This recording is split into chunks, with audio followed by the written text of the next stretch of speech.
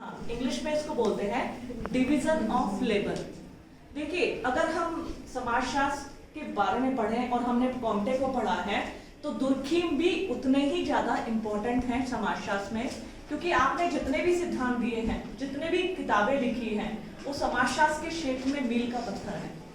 Durkheim ने जो अपना श्रम विभाजन का सिद्धांत दिया था, इन्होंने अपनी पीएचडी की थीसिस लिखी थी, उसमें आपने इस टॉपिक को लिया था, श्रम विभाजन को। इसी को फिर आपने 1893 में पब्लिश कराया था किताब के रूप में। दुर्खीम की बात मैं करूं तो इनका जन्म 1858 को फ्रांस के एपिनल में हुआ था। दुर्खीम का जन्म 1858 में फ्रांस के एपिनल में हुआ था।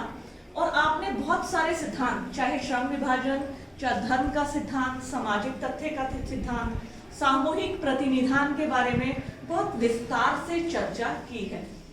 तो आज हम पढ़ने जा रहे हैं दुर्खीम का श्रम विभाजन का सिद्धांत। सबसे पहले जब मैं किसी सिद्धांत को पढ़ाती हूँ तो हमारे लिए जानना जरूरी है what is division of labour. श्रम विभाजन किसे कहते हैं? सिद्धांत तो हम तभी पढ़ेंगे ना जब हम इसे शब्द की नॉलेज हो।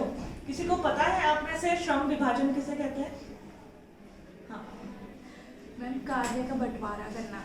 जैसे पहले डॉक्टर, मैं एग्जाम्पल के साथ बोलूँगी, जैसे पहले एक डॉक्टर का एक अलग वो था, सब इलाज एक डॉक्टर करता था, चाहे वो पेट दर्द हो, सिर दर्द हो, हड्डी टूटी हुई है, पर अब हर एक उसका अलग डॉक्टर बनाया गया है, तो उस डिवीज़न हो गया है काम का। Very good, excellent.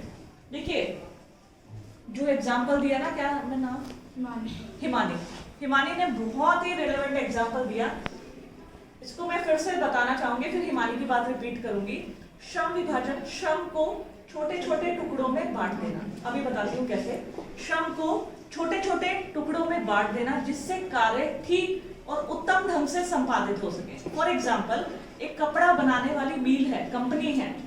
यदि सारे कर्मचारी उसमें कपड़ा निकालने में, प्रिंट करने में लग जाएंगे तो कपड़े का काटेगा कौन, सिलेगा कौन, फिर पैकिंग कौन करेगा? इससे कार्य में देरी होती है।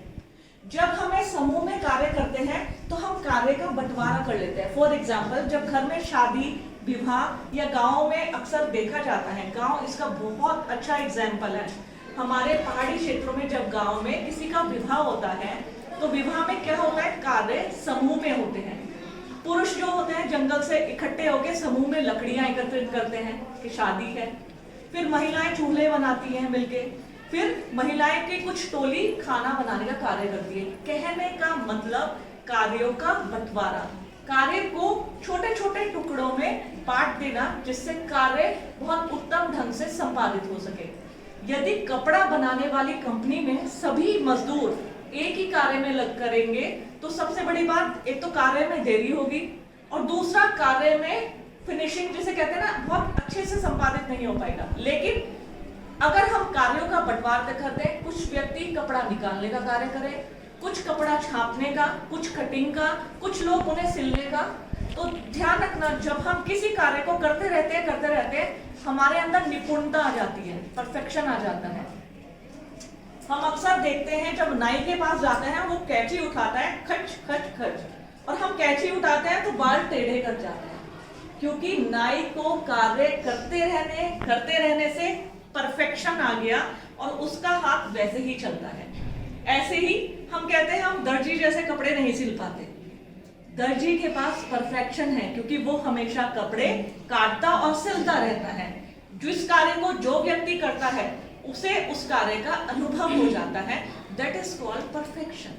अभी हिमानी ने बताया, पहले एक ही डॉक्टर सब मर्ज का इलाज करता था, लेकिन अब स्पेशलाइजेशन आ गए हैं। उसे स्पेशलाइजेशन कहते हैं। हिमानी बेटा, तुम भूल गए थे, तो स्पेशलाइजेशन कहते हैं जैसे कार्डियोलॉजिस्ट, ठीक है, ऐसे ही हर ऑर्थो का डॉक्टर, कार्डियो का डॉक्टर, इसी प्रकार पेडियाट्रिक्स, बच्चों का डॉक्टर, और अगर हम नेफ्रो या न्यूरो सर्जन, इनमें हर व्यक्ति ने अलग अलग, हर मतलब डॉक्टर ने किसी एक चीज में परफेक्शन हासिल किया है, यानी वो उस चीज का इलाज कर सकता है। तो यानी कार्यों का बंटवारा, श्रम विभाजन मतलब कार्यों को छोटे छोटे टुकड़ों में बांट देना जिससे कार्य ठीक और उत्तम ढंग से संपादित हो सके उसे हम कहते हैं श्रम विभाजन। क्या कहते हैं? आवाज नहीं आ रही। श्रम विभाजन, डिवीजन ऑफ लेबर। दुर्खीम ने श्रम विभाजन का सिद्धांत दिया है। और आपने श्रम विभाजन को कैसे बताया है? सिद्धांत को पहले और अब। उन्होंने बताया था श्रम विभाजन पहले और अब। पहले और अब का मतलब था प्राचीन काल में जो श्रम विभाजन था और वर्तमान काल में जो श्रम विभाजन है, उसके माध्यम से आपने अपनी पूरी थ्योरी को, the division of labour in society जो थ्योरी है, एक्सप्लेनेशन किया है उसका, उसे विस्तार से बताया है कि पहले श्रम विभाजन कैसा था और अब वर्तमान समय में श्रम विभाजन कैसा है। तो अब उसी की बात करेंगे। देखिए, प्राचीन काल की अगर हम बात करें, पुलिस प्रशासन, कानून, न्याय, ये कुछ भी नहीं था। राजनीतिक संस्थाएं, आर्थिक संस्थाएं कुछ भी नहीं हुआ करती थी। उत्पादन, उपभोग, विनिमय, ना औद्योगिक इकाइयां हुआ करती थी। मनुष्य समूह में रहते थे और सभी कार्य स्वयं ही संपादित करते थे। खुद ही खेती जोतने का, कुछ अनाज उगाने का, घर में महिलाएं उन्हें चक्की में पीसा करती थी और खुद बनाकर खा लिया करते थे। इसी प्रकार समाज का सारा सिस्टम सुचारू रूप से चलता था। तो पहले श्रम विभाजन जो था प्राचीन काल में, पहले का मतलब हुआ है इसमें प्राचीन काल में। प्राचीन काल में श्रम विभाजन जो था स्त्री पुरुष के लिंग भेद पर आधारित था। पुरुषों को शक्तिवर्धक माना जाता था, तो वो घर से बाहर का कार्य करते थे, लकड़ी लाने का, शिकार करने का, या फिर घर बनाने का, कुछ भारी सामान उठाने का। तो पहले श्रम विभाजन किस पर आधारित था? स्त्री पुरुष के लिंग भेद पर आधारित था। पुरुषों को शक्तिशाली और शक्तिवर्धक माना जाता था, तो वो घर के सारे बाहर के कार्य, शिकार करने जाना, लकड़ी लाना, इस तरह के सारे कार्य स्वयं करते थे। महिलाएं और बच्चे जो हैं घर का कार्य करते थे, खेती में हाथ बटाना, घर के कार्य करना, गेहूं पीसना, बर्तन करना, पानी लाना, ये सब कार्य महिलाओं के होते थे। और घर के बुजुर्ग जो हुआ करते थे, वो घर के बच्चों पर और अन्य सदस्यों पर देखरेख का कार्य करते थे। तो श्रम विभाजन कैसा था? श्रम विभाजन बिल्कुल सरल और सादा था। घर में ही कार्यों का बंटवारा था। एक घर में ही हर सदस्य अपने दायित्व को समझते थे, उसी दायित्व के अनुरूप अपने कार्यों को संपादित करते थे। समझ में आया? पहले का मतलब प्राचीन काल से, कि प्राचीन काल में श्रम विभाजन कैसा था। और अब, पहले और अब के माध्यम से जो दुर्खीम ने श्रम विभाजन की बात की है, उन्होंने कहा है अब श्रम विभाजन का स्वरूप बदला है। वर्तमान में श्रम विभाजन का स्वरूप बदला है, और वो किस लिए बदला है? सबसे बड़ी बात, जनसंख्या में वृद्धि हो गई है। पहले जितनी जनसंख्या थी, अब उससे कई गुना वृद्धि जनसंख्या में हो गई है। दुर्खीम ने बोला है कि जनसंख्या श्रम विभाजन के बदलने का प्रत्यक्ष जो वो है संबंध, वो है जनसंख्या के बढ़ने से। जैसे जैसे जनसंख्या में वृद्धि होती गई, वैसे वैसे विभिन्नताएं आती गई। पहले व्यक्ति क्या था? समूहवादी था, समूह में रहना पसंद करता था। अब व्यक्ति व्यक्तिवादी, व्यक्तिवादी भावना पनपी है। पहले समूह में रहता था, समूह में सब मिलकर कार्य करते थे, लेकिन अब व्यक्ति किसके लिए कमाता है? अपने लिए, अपने परिवार के लिए। ठीक है, कार्य किसके लिए करता है? अपने लिए, अपने परिवार के लिए, यानी व्यक्तिवाद। पहले लोग समूह के लिए कार्य करते थे। इसको मैं एक चीज से बताऊंगी, दुर्खीम ने एकता की बात की है। उन्होंने बोला है एकता दो प्रकार की होती है। पहली होती है यांत्रिक एकता, मैकेनिकल सॉलिडेरिटी कहते हैं इसको, सावयवी एकता। देखो, दुर्खीम ने इन दोनों के लिए, तब और अब, श्रम विभाजन पहले और अब, प्राचीन काल में जो श्रम विभाजन था वो मैंने बताया स्त्री पुरुष के लिंग भेद पर आधारित था। उस समय समाज में लोगों के बीच यांत्रिक एकता पाई जाती थी। यांत्रिक कहते हैं यंत्र, यंत्र जानते हो किसे कहते हैं? मशीन।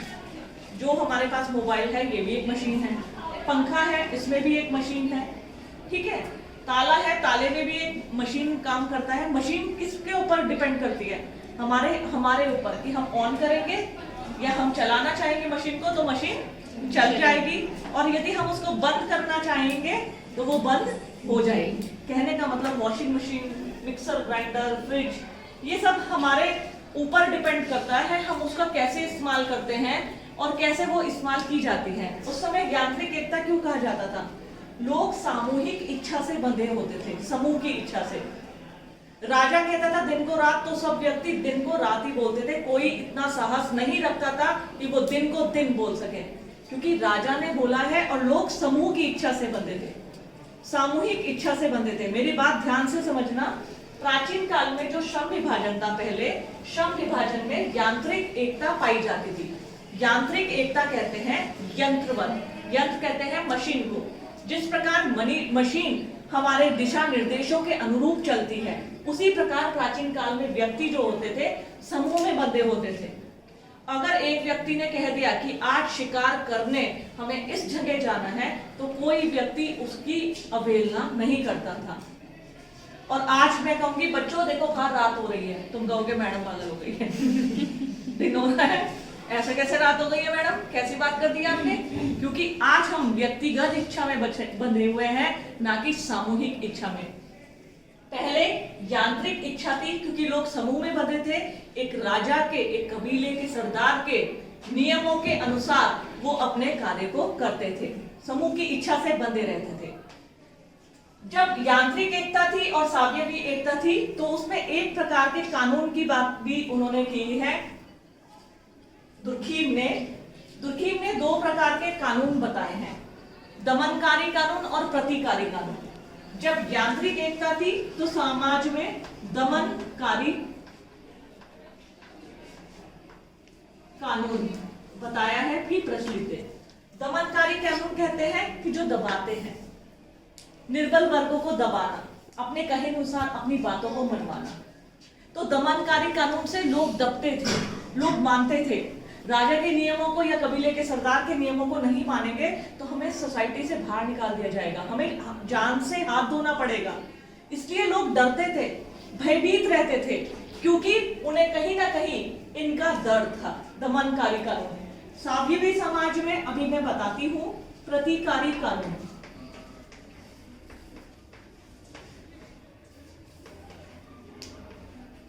दमनकारी कानून में यदि एक व्यक्ति अपराध करता था तो उसके समूह के विरुद्ध पूरा सबके ऊपर अपराध माना जाता था। यदि अपराध एक व्यक्ति ने किया है, ऐसा माना जाता था कि सभी पूरे समूह को दंड दिया जाएगा। एक व्यक्ति के विरुद्ध किया गया अपराध व्यक्ति के विरुद्ध नहीं माना जाता था, समूह के विरुद्ध माना जाता था, क्योंकि ऐसा माना जाता था कि पूरा समूह उसके लिए रिस्पॉन्सिबल है।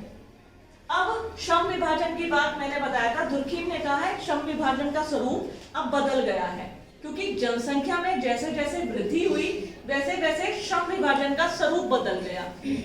उन्होंने कहा है हमारा श्रम विभाजन में अब चूंकि विभिन्न प्रकार के संस्थाएं अस्तित्व में आई, धार्मिक संस्थाएं, आर्थिक संस्थाएं, राजनीतिक संस्थाएं, इनके कार्यों का बंटवारा हुआ।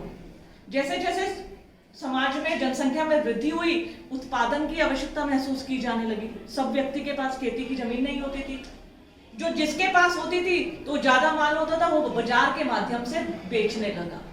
औद्योगिक इकाइयों की स्थापना होने लगी प्रोडक्शन करने के लिए, क्योंकि अब छोटे स्तर पे यदि प्रोडक्शन, उत्पादन जिसे हम कहते हैं, वो सफिशिएंट नहीं था, लोगों को कम पड़ने लगा।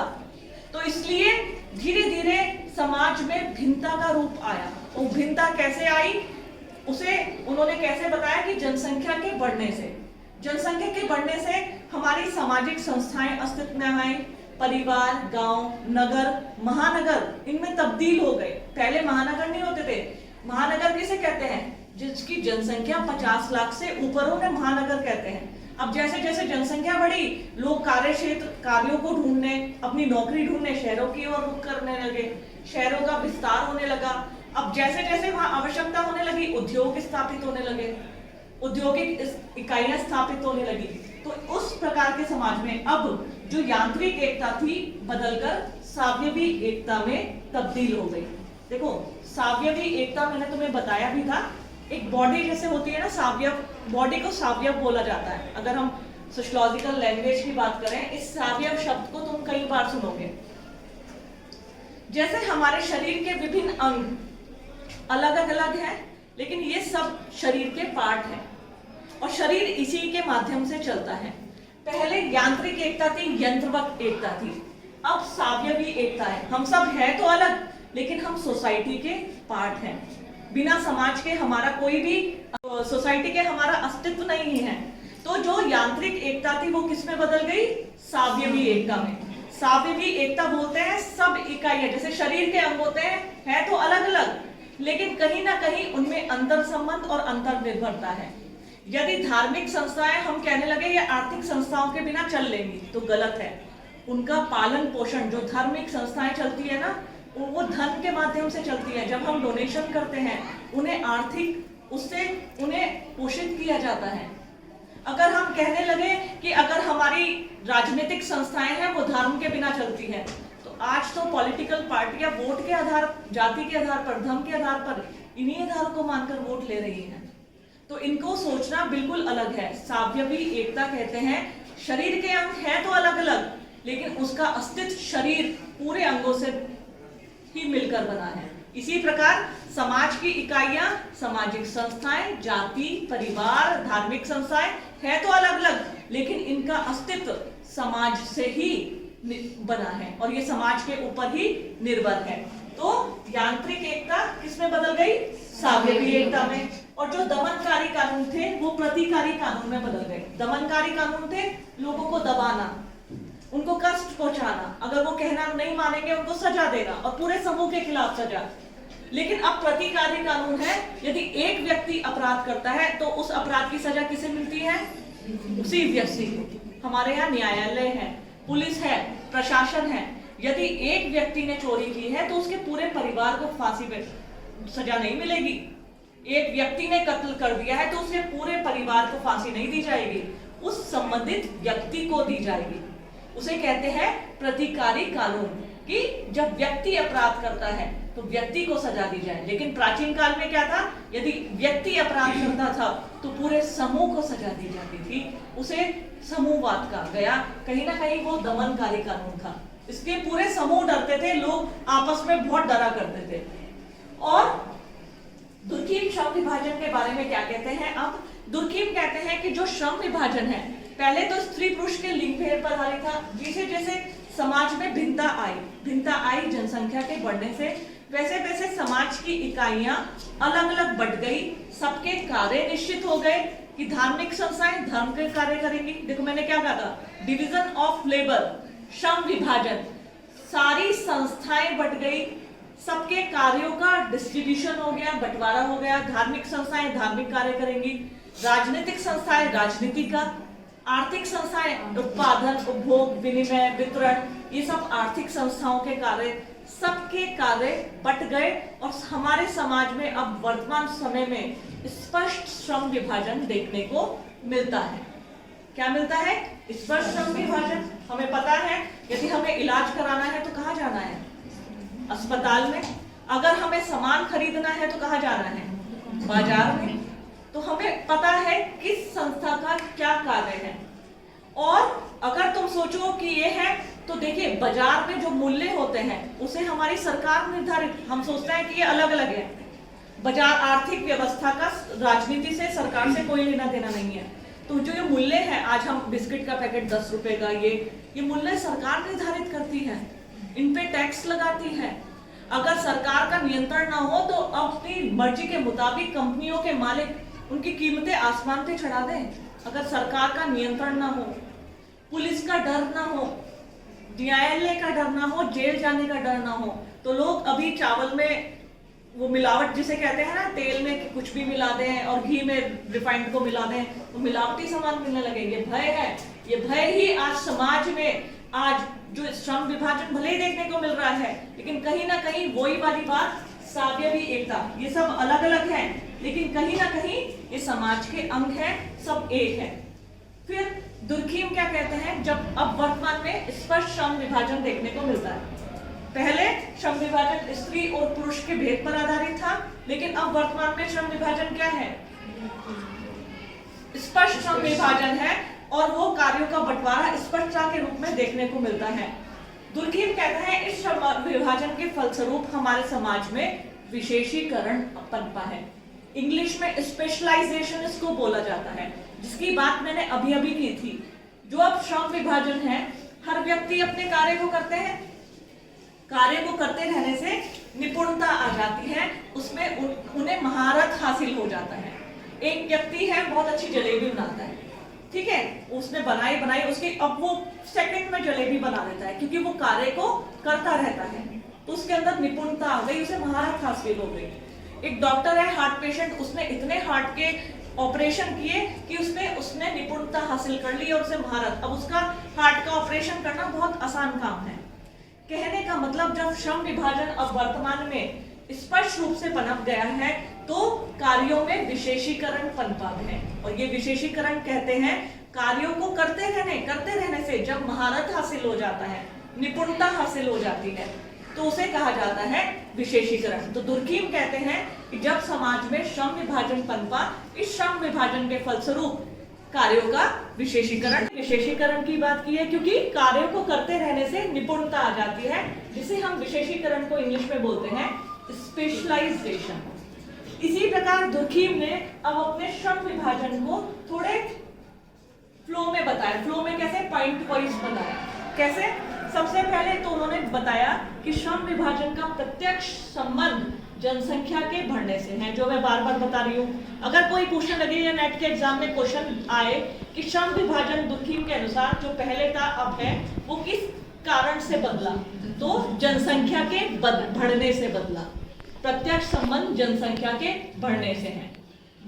दूसरा दुर्खीम कहते हैं जब श्रम विभाजन पनपा, श्रम विभाजन के फलस्वरूप विशेषीकरण की अवधारणा अस्तित्व में आई। विशेषीकरण किसे, जो मैंने अभी अभी तुम्हें बताया है कि श्रम विभाजन के फलस्वरूप हमें एक नवीन अवधारणा से अवगत हुए, वो है विशेषीकरण, श्रम विभाजन के फलस्वरूप, क्योंकि ये श्रम विभाजन का ही एक पार्ट है।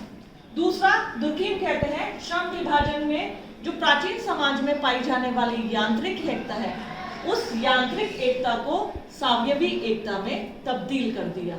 जिस प्रकार पहले यंत्रवत कार्य होते थे प्राचीन काल में, लेकिन अब सावयव की भांति, जिस प्रकार सावयव शरीर रचना होती है तो अलग अलग, लेकिन अस्तित्व शरीर से ही संभव है।